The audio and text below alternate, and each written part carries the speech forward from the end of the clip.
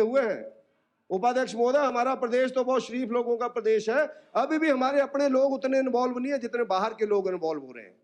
और एक दिन आएगा जब हमारे लड़के भी इस मामले में जुड़ जाएंगे, हमारे लोग भी इसमें मामला ऐसी घटनाएं करने लग पड़ेंगे जब उनको लगेगा गवर्नमेंट करती कुछ नहीं है, गवर्नमेंट से हो ही कुछ नहीं रहा है।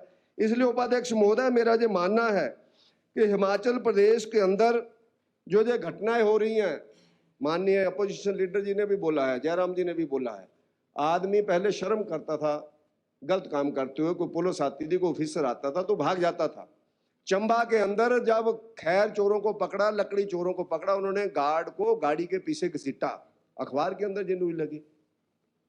आज नेशनल लेवल के ऊपर बिमल नेगी जी के कारण हमारी बदनामी हो रही है। हमारे जहां से गए हुए बहुत ही अच्छे अधिकारी तरुण श्रीधर का दैनिक जागरण के अंदर लेख आया कि बिमल नेगी हमें माफ करना। उसके आगे उन्होंने लिखा है कि जब हम लोगों से मिलते थे तो लोग बोलते थे आपका प्रदेश बहुत अच्छा है, बड़े ईमानदार लोग हैं, बहुत अच्छे लोग हैं, बड़ा शांत है, हिंदुस्तान का पहले नंबर पे प्रदेश है। वो कहते हैं, अब जब मेरे से आप लोग पूछते हैं कि व्यवस्था परिवर्तन ये है आपके प्रदेश के अंदर व्यवस्था परिवर्तन, तो कहते हैं हमारा सिर शर्म से झुक जाता है। वो आपने देखा होगा, ये सारी चीजें नेशनल न्यूज के ऊपर लग रही हैं, आजकल एडिटोरियल के माध्यम से लग रही हैं। तो माननीय सुखविंदर सिंह सुक्खू जी से मेरा आग्रह रहेगा, आप लोग जानते हैं कि ये सारी चीजें क्यों हो रही हैं, कैसी हो रही हैं, इसके ऊपर सख्त कार्रवाई आप लोग करें, अन्यथा बड़ी दिक्कत है। ऊना के अंदर आपके इंडस्ट्री मिनिस्टर जाकर के बोलते हैं, उसके बाद भी कोई कार्रवाई नहीं होती है। मुकेश जी ने तो परसों इंडायरेक्ट रूप से इंगित बोला भी है कि किसके मकान वहां कौन बना रहे हैं।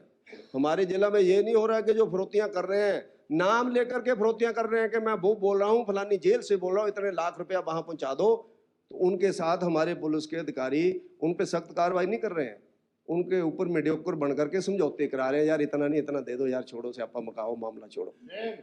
ये स्थिति वहां पर उपाध्यक्ष महोदय चल रही है।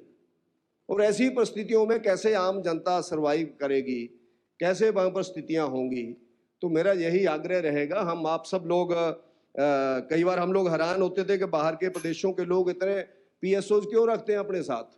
हमें लगता था वो अपने टोर के लिए रखते होंगे, क्या मामला होगा, लेकिन हमें लगता है जब ऐसी परिस्थितियां हो जाएंगी तो यहाँ तो डिमांड हो ही गई है।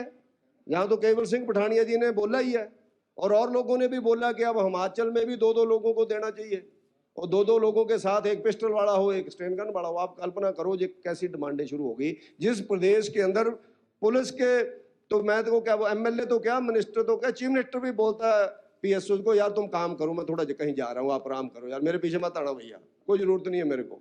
आपने देखा होगा शुरू में सुक्खू जी का भी आया कि सैर करने जाते थे तो पुलिस वाले बेचारे सोए रहते थे, गिल्ले निकल जाते थे। यहाँ शांत है, आदमी को लगता रहा है कि इनको भगाना, तो उन्होंने अखबार में आए कि वो अकेले जाते हैं, सिक्योरिटी को थ्रेट हो सकता है। लेकिन यहाँ आदत है हम सब लोगों की, क्योंकि यहाँ अच्छा वातावरण है, कोई समस्या ही नहीं है। लेकिन अब हर आदमी को सतर्क रहना पड़ेगा इस मामले में, जनता को हमें बचाना पड़ेगा। और प्रदेश के अंदर जिस तरह का उदंडता का वातावरण बाहर के लोग आकर के करते हैं, हमारे ऊना जिला के अंदर तो बहुत अच्छे मेले लगते हैं। माता चिंतपूर्णी जी का मेला चला हुआ है, बाबा बड़भाग सिंह जी का, बहुत अच्छे लोग वहां पर आते हैं, 16 लाख लगभग लोग आते हैं 15 दिन के अंदर वहां।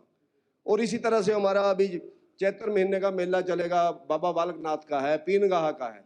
लेकिन ऐसे तत्वों को चेक करने के लिए, मैं ये नहीं कहता सारे लोग गलत हैं, कुछ उसमें असामाजिक तत्व आ रहे हैं जो हमारे भाईचारे को खराब करना चाहते हैं, जो नाखून और मांस के रिश्ते को तोड़ना चाहते हैं, जो 1980 के दशक में पंजाब के अंदर हुआ था।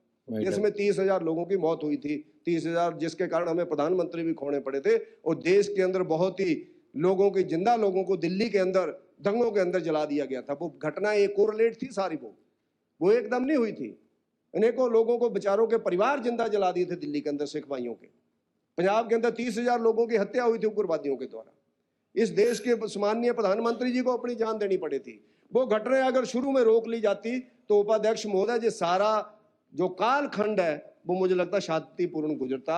हम शुरू में गलती कर जाते हैं, शुरू में हल्के में लेते हैं, जिसके कारण ये चीजें आगे बढ़ रही हैं। इसलिए मेरा उपाध्यक्ष महोदय आपके माध्यम से आग्रह रहेगा कि गवर्नमेंट, सरकार और सरकार के मुखिया इसके ऊपर ध्यान दें, इसको राजनीतिक दृष्टि से ना सोचे।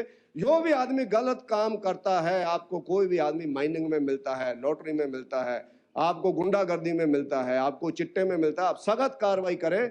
भारतीय जनता पार्टी का विधायक दल आपके साथ खड़ा है, कंधे से कंधा मिला करके खड़ा है।